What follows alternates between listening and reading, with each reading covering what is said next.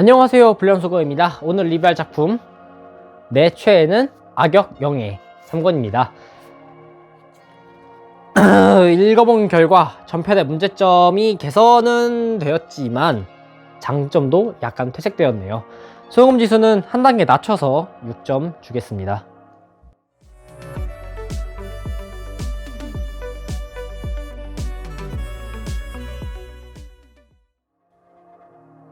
일단 표지만 봐도 누가 누구랑 이어지는지는 알겠죠. 1권 2권도 똑같고 혁명도 끝났고 부부생활도 잘하고 육아도 잘 해나가는 와중에 왕국으로부터 퀘스트 하나가 들어옵니다.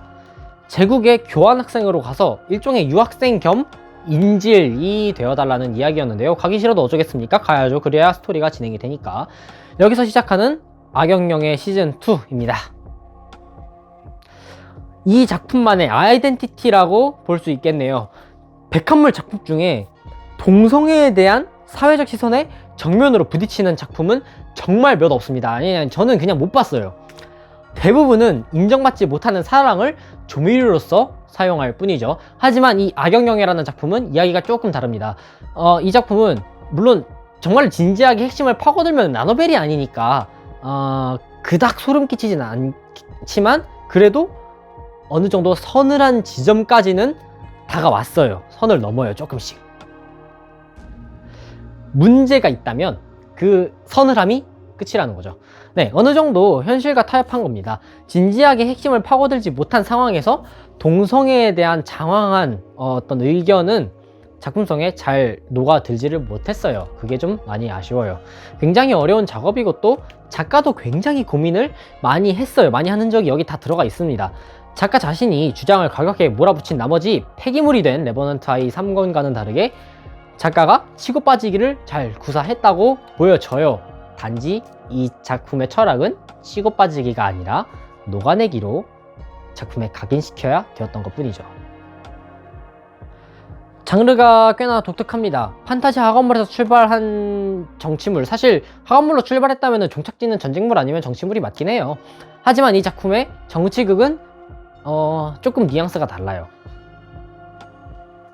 결코 단단하다고는 볼 수 없지만 작가가 정치역학을 어느 정도 공부를 했거나 아니면은 구현하려고 한 흔적이 있어요.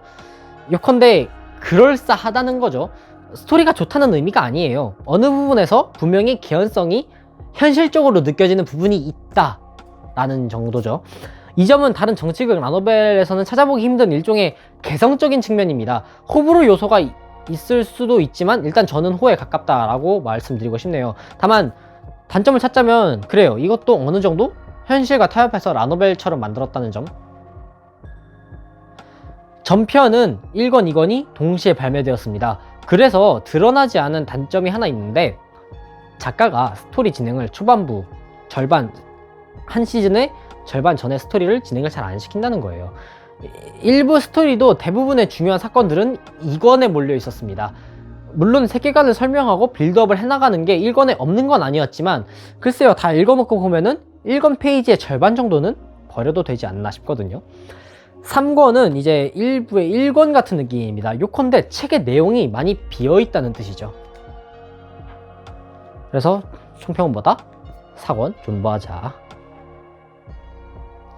작가 자신이 자신의 철학을 주체하지 못하고 작품을 망친 케이스는 정말 상당합니다. 특히 이런 PC계통 이슈가 가미된 작품들은 가해진 비판에 대한 선민사상으로 작가가 작가로서의 본질을 잃는 경우가 상당히 많죠.